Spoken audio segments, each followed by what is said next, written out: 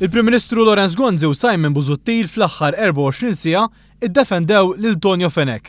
Imma ir-rigal li rċieva l-Ministru Tonio Fenech poġġa f'pożizzjoni skomda ħafna lill-Ministri kollegi tiegħu fil-Kabinett. F'Għawdex il-Ministru Mario De Marco ma tax garanzija li apparti Tonio Fenech hemm membri oħrajn tal-Kabinett li rċivew rigal minn George Farrugia, l-aġent ta' trafigura li ngħata l-proklama mill-Kabinett biex jixed fuq l-iskandlu taż-żejt.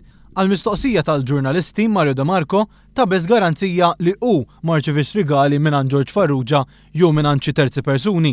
Inti bħala Ministru qatt irċevejt xi rigal jew taf b'xi Ministru jew kollega tiegħek fil-politika li rċieva xi rigal u x'taħseb għandu jiġri jekk xi ħadd jinstab li jirċieva xi rigal? So wieġeb għalli għan-nifsi jien qatt ma rċevejt rigal minn George Farrugia jew xi qualsiasi persuna oħra. Mistoqsi dwar x'azzjoni missa ttieħdet fuq dan il-każ illi kiser il-kodiċi ta' etika li jirregola l-imġieba tal-membri parlamentari, Mario De Marco wieġeb biss li wieħed irid jara ċ-ċirkostanzi tal-każ. De Marco naqas milli jgħid jekk f'dan il-każ missiex ittieħdet azzjoni.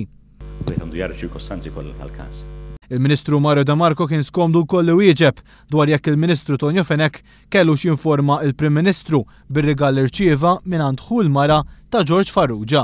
Niġi hawnhekk rispett kollu lejn kulħadd biex nitkellem dwar politika mhux dwar persuni. Apparti l-kontradizzjoni dwar ir-rigal f'dan il-każ il-Ministru Tonio Fenech għall-ewwel qal li qatt ma ltaqa' ma' George Farrugia iżda wara 4 ijiem biddel il-verżjoni u qal li ltaqa' darbtejn miegħu, darba minnhom fil-Ministeru tiegħu.